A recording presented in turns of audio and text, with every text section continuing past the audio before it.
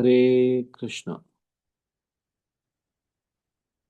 हम लोग वैदिक साहित्य से संकलित भगवान और देवी देवता की भक्ति में अंतर से संबंधित श्लोकों की चर्चा कर रहे हैं।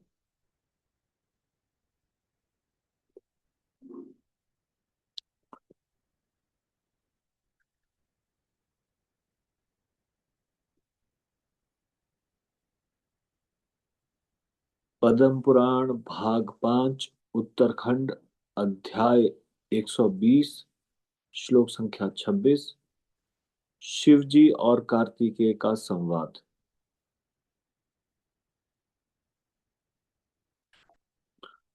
तो इस श्लोक में बताया गया है कि किस प्रकार से चाहे कोई शिव भक्त क्यों ना हो,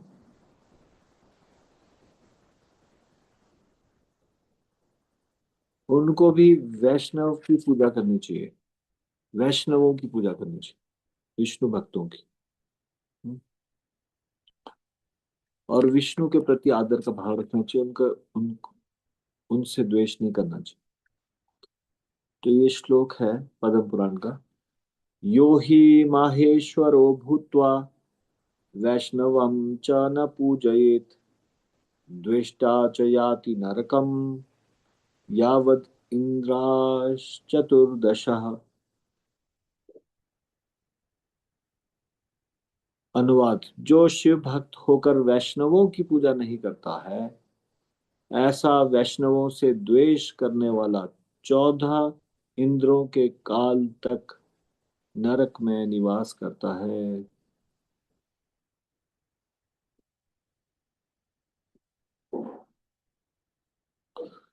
तो ऐसा बहुत जगह बताया गया है जहाँ पे शिव जी भगवान विष्णु की भक्ति करने के लिए कह रहे हो। हम्म। या फिर जहाँ पे वैष्णवों को सम्मान करने के लिए कह रहे हो। हम्म।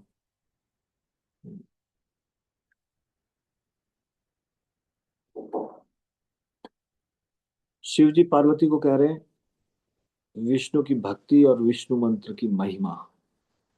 ये नारद पंचरात्र रात्रि 4 अध्याय 3 श्लोक संख्या 199 से 203। शिव जी और पार्वती का संवाद।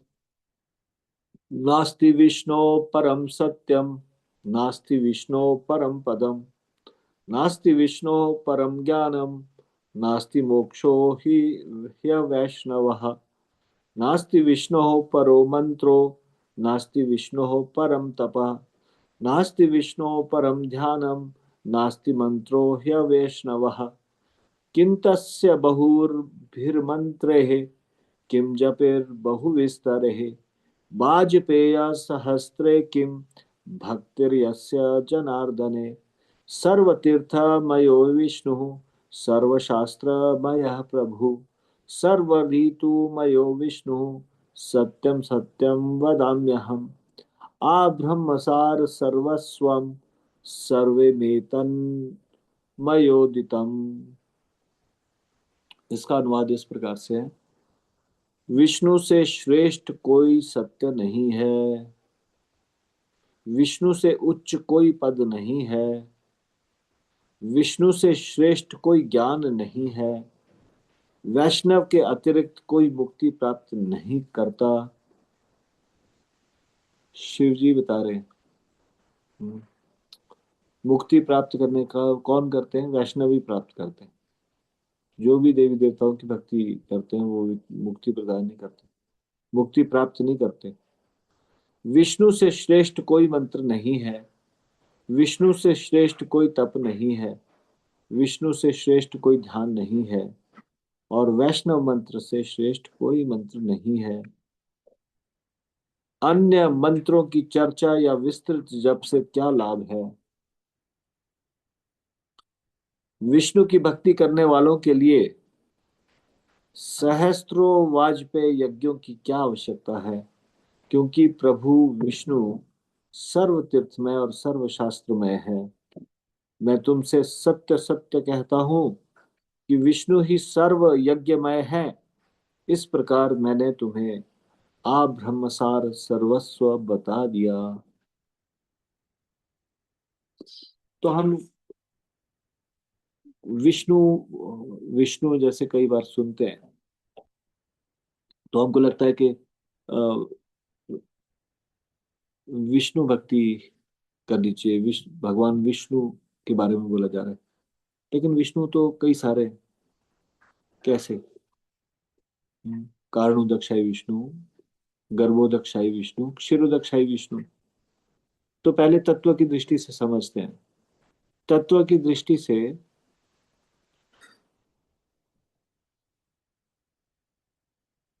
विष्णु तत्व, शिव तत्व, शक्ति तत्व और जीव तत्व, ये मुख्यतः है, जिसमें सारे देवी देवता जीव तत्व में आते हैं। इन सारे देवताओं में एक है जो कि शिव तत्व है, वो जीव तत्व नहीं है। जीव तत्व नहीं है, बाकी सारे देवी देवता और जितने भी भगवान के अवतार हैं, उनको विष्णु तत्व बोला जाता है। आदि विष्णु कौन है? आदि विष्णु वो भगवान कृष्ण। अब क्योंकि जितने भी ब्रह्मांड है, उनको चलाने के लिए अलग अलग विष्णु नियुक्त किए गए हैं, इसलिए जो उनके उत्पत्ति के कारण है, जैसे कि ब्रह्मा जी ब्रह्म संहिता में बोलते हैं, ईश्वरः परम कृष्ण सच्चिदानंद विग्रह अनादिर आदिर गोविंद सर्व कारण कारण। आदि ईश्वर कौन है? जिनसे पहले कोई ना हुआ हो। ईश्वरः परम कृष्ण सच्चिदानंद विग्रह, आदिर यानी कि वो आदि है, अनादिर उनसे पहले कोई नहीं हुआ। तो किसके बारे में बता रहे हैं? भगवान कृष्ण के बारे में।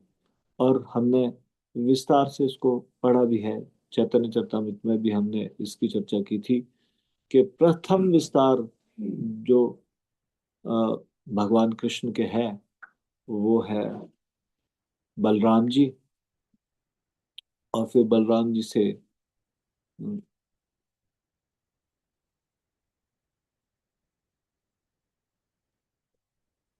फर्स्ट क्वाड्रुपल, फिर नारायण, फिर सेकंड क्वाड्रुपल। क्वाड्रुपल मतलब ये चार। और फिर उसके बाद से महाविष्णु, और महाविष्णु कारणोदकशाई विष्णु भी कहलाते हैं। कारणोदकशाई विष्णु शयन करते हैं अ, कार्णव समुद्र में, और उनके रोम छिद्रों से अनेक ब्रह्मांड उत्पन्न होते हैं। उन ब्रह्मांडों में प्रत्येक विष्णु भगवान, कार्णव विष्णु या महाविष्णु अपने को विस्तार करते हैं और गर्भोदक विष्णु के रूप में, और प्रत्येक ब्रह्मांड के अंदर स्थापित हो जाते हैं। तो ये जो ब्रह्मांड के, हर एक ब्रह्मांड के अंदर स्थापित हो जाते हैं विष्णु, वो गर्भोदकशाही विष्णु होते हैं। और एक ब्रह्मांड में का संचालन की जिम्मेवारी एक विष्णु की होती है, दूसरे ब्रह्मांड का संचालन की जिम्मेवारी दूसरे विष्णु की होती है। हालांकि वो एक ही है, महाविष्णु का विस्तार ही है, महाविष्णु ही है अलग अलग रूपों में। तो वो कहलाते हैं गर्भोदकशाही विष्णु। और फिर उसके बाद गर्भ सागर में सो जाते हैं, और नाभि कमल से ब्रह्मा जी उत्पन्न होते हैं,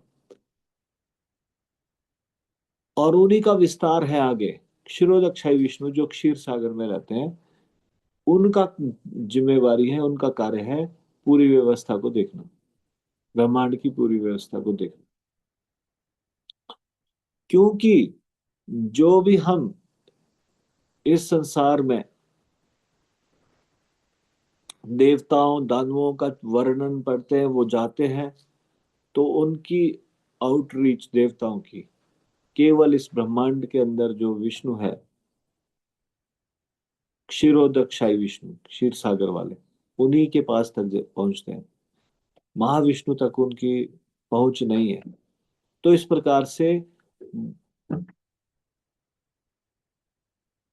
गोलोकवासी कृष्ण तक भी उनकी पहुंच नहीं है, इस ब्रह्मांड से बाहर उनकी पहुंच नहीं है, इस ब्रह्मांड के भीतर रहने वाले देवताओं की।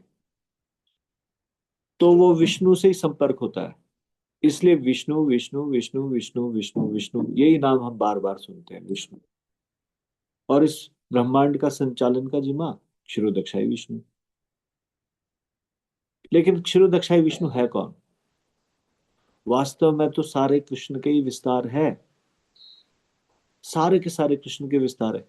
कृष्ण का एक विस्तार का एक छोटा सा अंश है महाविष्णु, और महाविष्णु के विस्तार है इतने असंख्य गर्भोदकशाही विष्णु, और गर्भोदकशाही विष्णु का इतना विस्तार है क्षीरोदकशाही विष्णु, अलग अलग गर्भोदकशाही विष्णु के। इसलिए विष्णु विष्णु विष्णु विष्णु विष्णु ऐसा हम सुनते हैं बार बार शास्त्रों में।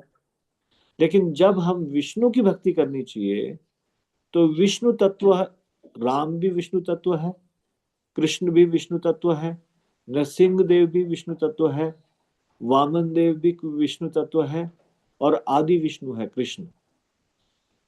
इसीलिए जब विष्णु पुराण का श्लोक प्रभुपाद जी बोलते हैं,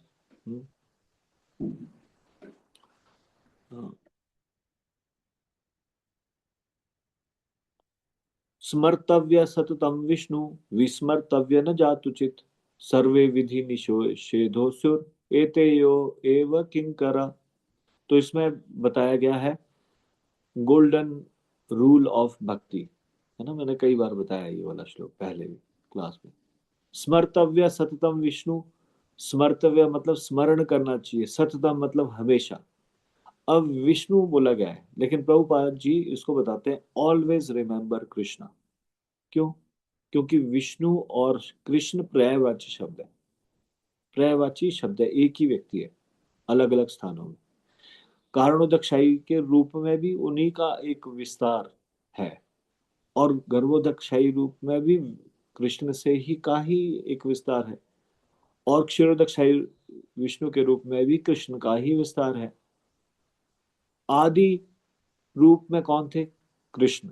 जैसे कि इसको इस प्रकार से समझिए, जैसे कि दिवाली के समय में आप बहुत सारे दिए जलाते हो, दीपमाला बनाते हो, तो एक दिया था जो सबसे पहले जलाया, और उस दिए से आपने बाकी दिए जलाए।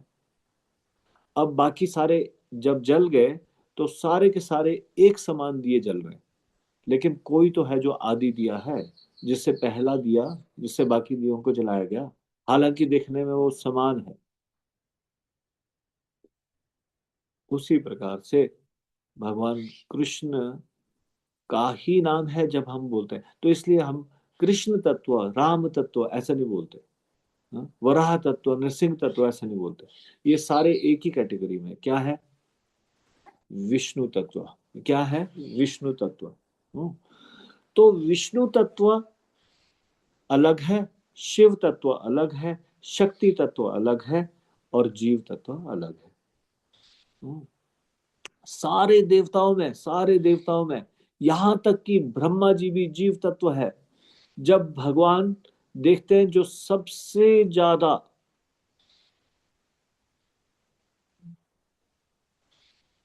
डिजर्विंग जीवात्मा है, योग्य जीवात्मा है, उसको ब्रह्मा जी का पद दे देते हैं, वो ब्रह्मा जी की पोस्ट पे होता है।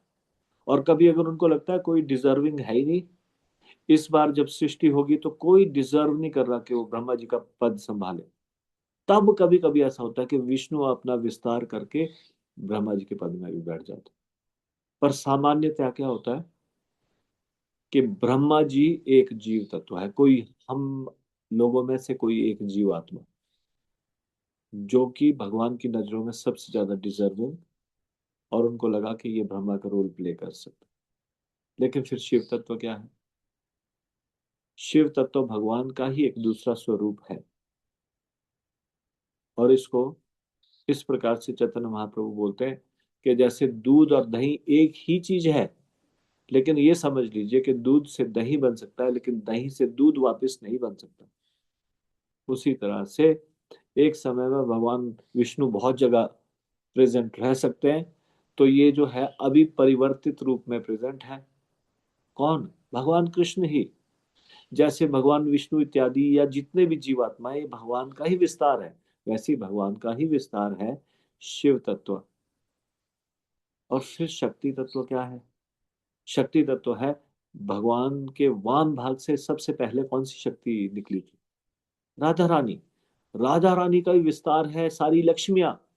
राधा रानी का ही विस्तार है सारी की सारी पटरानियां कृष्ण की। और राधा रानी का ही विस्तार है सारी की सारी गोपियां। और सारी की सारी जितनी भी शक्तियां हैं, योग माया, महामाया इत्यादि, ये सारा राधा रानी का विस्तार है।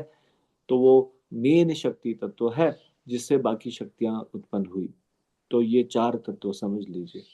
हम्म, विष्णु तत्व, हाँ, शिव तत्व, शक्ति तत्व और जीव तत्व। अब शिव जी जानते हैं इस बात को, और शिव जी भी विष्णु तत्व के प्रति समर्पित है। और वैष्णवों में, शास्त्रों में बताया गया है, वैष्णवा नाम यथा शंभो। सारे वैष्णव में सबसे सर्वश्रेष्ठ वैष्णव कौन है? शंभु, शिव जी। तो यहाँ पे नारद पंचरात्र में, यहाँ पे शिव जी पार्वती को बता रहे हैं कि विष्णु से श्रेष्ठ कोई नहीं। और जब कभी हम बोल रहे हैं विष्णु से श्रेष्ठ कोई नहीं, तो इसमें विष्णु तत्व सारे हैं। सारे ये पर्यायवाची शब्द, इस कृष्ण, राम इत्यादि। हम देखते हैं कि शिव जी हमेशा बैठकर ध्यान करते रहते हैं। किसका ध्यान करते रहते हैं? जितने भी भगवान के अलग अलग स्वरूप है, उसमें राम के प्रति शिव जी की प्रीति है। तो वो राम राम का नाम उच्चारण करते रहते हैं, और राम ही जपते रहते हैं, और राम के स्वरूप पे ध्यान लगाए रहते हैं। हालांकि कृष्ण और राम में कोई अंतर नहीं, कृष्ण के प्रति भी आदर का भाव रखते हैं। तो यहाँ पे तो इतना स्पष्ट बोल रहे हैं कि जो वैष्णव की पूजा नहीं करेगा, और शिव जी का यानी कि मेरा भक्त भी होगा। किसको? पिछले श्लोक में बताया ना शिव जी ने अपने पुत्र कार्तिकेय को। तो वो नरक में निवास करेगा 14 इंद्रों के काल तक, मतलब 14 मनवंतर तक। एक मनवंतर एक इंद्र का काल है। हम्म?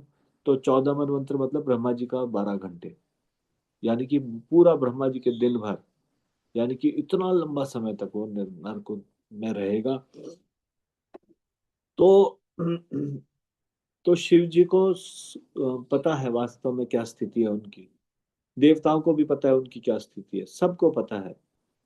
ऊपर कोई किसी कोई लड़ाई झगड़ा नहीं है, कौन श्रेष्ठ कौन श्रेष्ठ। इस संसार में लोग लड़ाई झगड़ा करते रहते हैं। गणपति के भक्त, है ना, वो बोलते हैं गणपति श्रेष्ठ है। और उसके बाद कोई दुर्गा के भक्त है, वो देवी श्रेष्ठ है। और इस प्रकार से उनमें एक कंपटीशन चलता रहता है। पर शास्त्रों के दृष्टि से, के अनुसार, इस प्रकार से हमको समझना चाहिए। शिव जी स्वयं बता रहे हैं। मान लीजिए किसी को लगता है बचपन से मेरी तो शिव जी में बड़ी प्रीति है। शिव जी, जो शिव जी का भक्त होता है, शिव जी उसको भक्त कृष्ण की ओर मोड़ देते हैं। ऐसा बहुत सारे भक्तों के जीवन में देखा है, जो बचपन में शिव जी के भक्त थे, बाद में शिव जी ने ही उनकी बुद्धि उधर घुमा दी। किधर? कृष्ण की ओर। अगर देवी का भी कोई भक्त है और सच में वो परम भगवान कौन है ये जानना चाहता है, तो देवी भी उसको कृष्ण की ओर घुमा देती। हम्म। बृहद भागवतामृत में हमने पढ़ा है किस प्रकार से एक ब्राह्मण जो जानना चाहते थे वास्तव में भगवान कौन है, रहस्य क्या है, और असम में कामाख्या मंदिर में जाते हैं। कामाख्या देवी उनको बोलती है, अगर तुम वास्तव में तुम जानना चाहते हो तो व्रज में जाओ, वृंदावन। और उनको, जो उनका कामाख्या देवी का भक्त था, उसको कृष्ण भक्त बना देती है, उनकी ओर मोड़ देती है। तो शक्ति तत्व, चाहे दुर्गा देवी है चाहे शिव जी है, वास्तव में ये अपने समर्पित हुए भक्तों को, अगर वो भौतिक इच्छाओं से प्रेरित नहीं है, सच में जानना चाहते हैं भगवान कौन है, तो उनको कृष्ण की ओर मोड़ देते हैं। और अगर कोई गलत ये समझता रहे शिव जी परम भगवान है, शिव परम भगवान है, ये समझता रहे और शिव की भक्ति करेगा, और अगर वो शिवलोक भी जाए तो उसको बड़ा सरप्राइज मिलने वाला है, आश्चर्यचकित होने वाला है वो वहां जाके। वहां पे शिवलोक में क्या करते रहते हैं भगवान? वहां पे ऋषि मुनियों इत्यादि के साथ भगवान विष्णु की, भगवान राम की चर्चा करते रहते हैं। चित्रकेतु वाली घटना आप सब लोगों ने सुनी है। भगवान की महिमा का गुणगान कर रहे थे कौन? शिव जी। पार्वती जी बहुत ज्यादा सुनने के लिए उत्सुक थी, इसलिए थोड़ा नजदीक नजदीक आते आते शिव जी की गोद में ही बैठ गई। किसी को बुरा नहीं लग रहा था, क्योंकि जरा भी काम का भावना नहीं था। कथा को अच्छे से श्रवण करने के लिए नजदीक आते आते उनकी गोद में बैठ गई थी। ऊपर से वायु मार्ग से चित्रकेतु जी जा रहे थे, और उनको देख के बड़ी हैरानी हुई। शिव जी कथा सुना रहे, पार्वती को गोदी में बिठा के, और सारे के सारे ऋषि मुनि लोग सुन रहे, और वो जोर जोर से हंसने लगे। जिसके बाद उनको देवी रुष्ट हो गई और उनको शाप मिला, और वृत्तासुर वो बने, जो कि महान वृत्तासुर भी भक्त है ना, वो भी भगवान के भक्त है। ये कथा बड़े विस्तार से हम नहीं कहेंगे, लेकिन इस से पता चलता है कि शिव जी करते क्या रहते हैं। शिव जी का क्या करते रहते हैं, शिवलोक में क्या करते रहते हैं?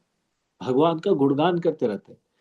तो जब वहां पे शिव जी भगवान का गुणगान करेंगे और अपने भक्तों से भगवान का गुणगान कराएंगे, तो फिर वो जीवात्मा जो यहाँ पे, जिसको हरे कृष्णा के भक्तों ने कहा कृष्ण भक्ति करो कृष्ण भक्ति करो, वो कृष्ण भक्ति ना करके शिव जी परम है शिव जी परम है करके वहां जाएगा, वहां उसको कृष्ण भक्ति करनी पड़ेगी। वहां पे भी, वहां पे शिव जी को इस प्रकार से कृष्ण भक्ति या उनके पर्यायवाची शब्द राम का नाम का उच्चारण करते देखेंगे, उनका गुणगान करते देखेंगे। तो इसलिए क्यों ना हम वस्तु स्थिति समझ जाए, शिव जी का पोजीशन क्या, दुर्गा का पोजीशन क्या, और बाकी देवताओं का जो जीवात्मा है उनका पोजीशन क्या, और उसके बाद फिर हम सीख जाए कि आदर क्या, किसको आदर, किस मन में कोई संशय नहीं पालना है। समझ जाना है देवी देवताओं की क्या स्थिति है। भगवान और देवी देवता की भक्ति में अंतर है। ये इस जो अभी हम चर्चा कर रहे हैं इसका टॉपिक क्या है? भगवान और देवी देवता की भक्ति में अंतर। तो इसको अच्छे से समझना है इस चीज को, और इसको समझ के फिर एकमात्र एक के ही संरक्षण में रहना है। कृष्ण एक शरणम, कृष्ण एक शरणम, भगवान कृष्ण का ही भक्ति करनी है। भक्तों के 26 गुणों में 25 गुण एक तराजू में रखे जाए, एक गुण एक तराजू में रखे जाए, तो ये वाला गुण भारी होगा। कौन सा गुण है ये 26 गुणों में? कृष्ण एक शरणम। जब कृष्ण इतना ज्यादा देखते हैं ये पूरा मुझ पे ही निर्भर है, तो कृष्ण भक्ति प्रदान करने के लिए लालायित रहते हैं। राधा रानी भी भक्ति प्रदान करने के लिए लालायित रहती है। तो हमको ये गुण अपनाना है अपने अंदर। क्या? कृष्ण एक शरणम, केवल only dependent upon Krishna, Krishna की भक्ति करना। इस संसार के भौतिक लाभों के लिए कुछ लोग कभी खाटू श्याम जी, कुछ लोग कभी अन्यत्र कोई देवता या देवी, उनकी शरण में जाते हैं। इस प्रकार का कार्य नहीं करना। ये कृष्ण के ही संरक्षण में रहना है, बस कृष्ण की ही भक्ति करना है। 10 तरह के पूजाओं में संलग्न नहीं रहना। सबको सम्मान करना है देवताओं को, लेकिन हमारे आराध्य देव कौन है? कृष्ण। तो उसको यहीं पे विराम देंगे। श्री हरिराम संकीर्तन की जय, श्री राम प्रभु की जय, शिल प्रभुपाद की जय, निताई गौर प्रेमानंदे, हरि हरि बोल।